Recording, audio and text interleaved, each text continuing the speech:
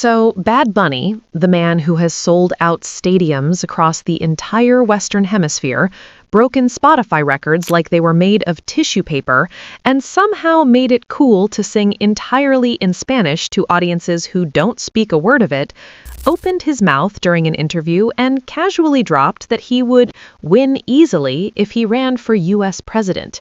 And the internet, predictably, lost its entire mind. But here's the thing. Before anyone writes this off as celebrity ego on display or another famous person saying something outrageous to stay relevant, take a breath. Because when you actually sit with the story, slow it down, and look at the details underneath the headline, something far more interesting starts to emerge.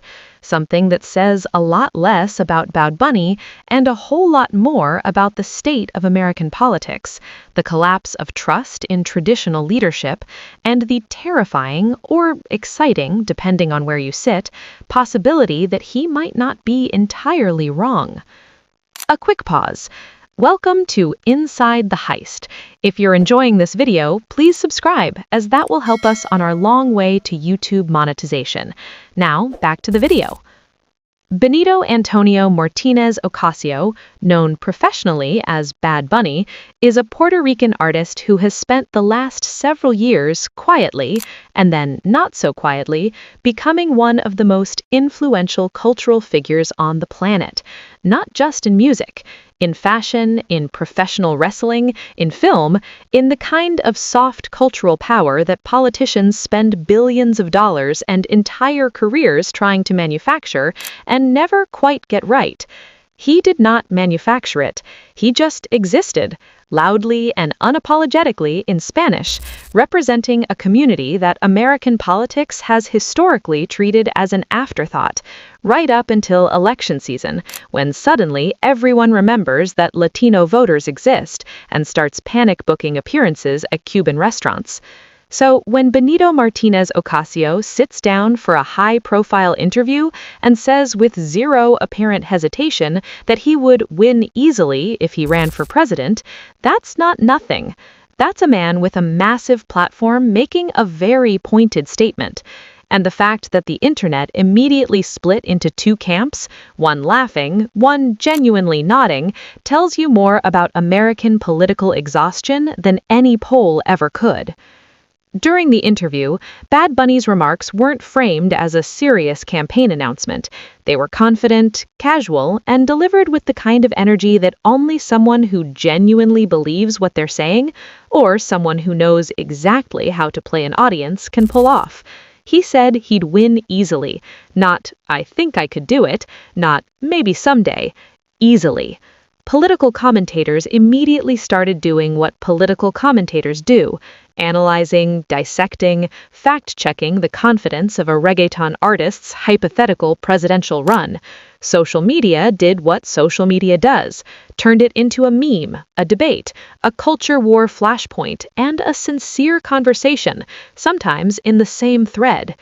Fans rallied, critics scoffed, and somewhere in the middle, a genuinely uncomfortable question started to float to the surface. What if he's not entirely wrong?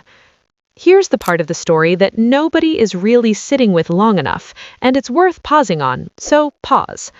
The last several election cycles in the United States have been defined not by policy debates or the careful evaluation of candidates' legislative records.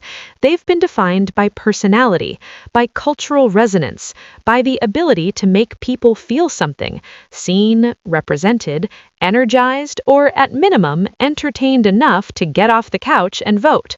Bad Bunny has that, in quantities that most career politicians could not buy with a super PAC.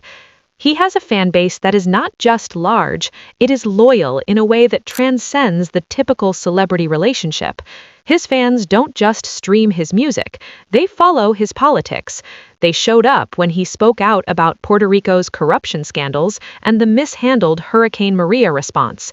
They paid attention when he used his platform to speak about inequality, identity, and the treatment of the Latino community by American institutions. This is not a passive fan base waiting to be told what to think.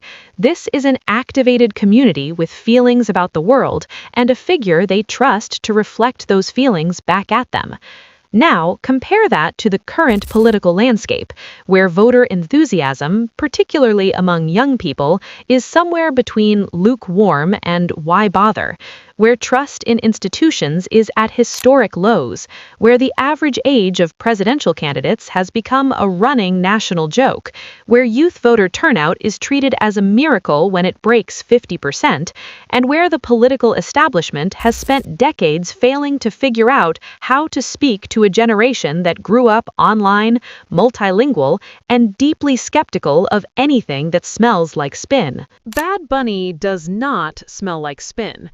Whether that would survive a real campaign is a completely different question, but the initial appeal is not hard to understand. Before the most important part of this story lands, stop scrolling and hit subscribe to the channel if you haven't already. This is exactly the kind of story that goes deeper than the headline, and this channel covers it all, unfiltered, regularly. Hit subscribe, hit the bell, and stay with this, because what comes next reframes the whole conversation. Here's the thing that the hot takes missed entirely in the rush to either celebrate or mock the comment. Bad Bunny saying he'd win easily isn't the story. The story is why that sentence landed the way it did, why half the people who heard it didn't immediately laugh it off, why political analysts felt the need to respond seriously, and why the comment went viral in the first place. The story is that American political culture has reached a point where a Grammy-winning reggaeton artist claiming he could win the presidency doesn't sound completely insane. And that says something profound and a little alarming about the gap between the people who currently hold political power and the people they're supposed to represent. Youth engagement in politics has been declining for decades. Latino voter turnout, while growing, remains suppressed by systemic barriers, language gaps, and a persistent sense that neither major party is genuinely invested in the community beyond its vote count. Young voters across all demographics have expressed in survey after survey that they feel unseen, unheard, and unconvinced that voting changes anything for them personally. And into that vacuum steps a 30-year-old artist from Vega Baja, Puerto Rico, who says, almost as a throwaway, that he would win easily. And people listened, because in the absence of political leaders who feel real, relatable, or remotely interested in the lived experience of younger and minority communities, a celebrity who has spent years actually showing up, culturally, politically, vocally, starts to look like a more credible option than the alternative. That is not a compliment to Bad Bunny. That is an indictment of the current system. Political observers who weighed in on the comment noted that it highlights the growing influence of celebrity voices in shaping public opinion and political discourse, particularly among younger voters who consume their news, their values, and their worldview through social media rather than traditional media channels. This is not a new observation. Celebrities have influenced politics for decades, but the scale and speed at which cultural figures can now mobilize public opinion and the degree to which traditional political institutions have lost credibility means the relationship between celebrity and political power is fundamentally different now than it was even 10 years ago.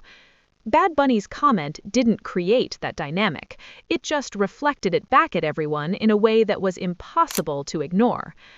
Analysts also pointed to the broader cultural conversation about what political leadership looks like in the 21st century. A generation that grew up watching political institutions fail them through financial crises, pandemic mismanagement, climate inaction, and a seemingly endless cycle of corruption scandals, is not inherently opposed to unconventional leadership. They're just skeptical of all leadership, conventional or otherwise. And in that environment, someone who has built genuine trust over years of cultural authenticity starts with an advantage that no amount of campaign spending can easily replicate.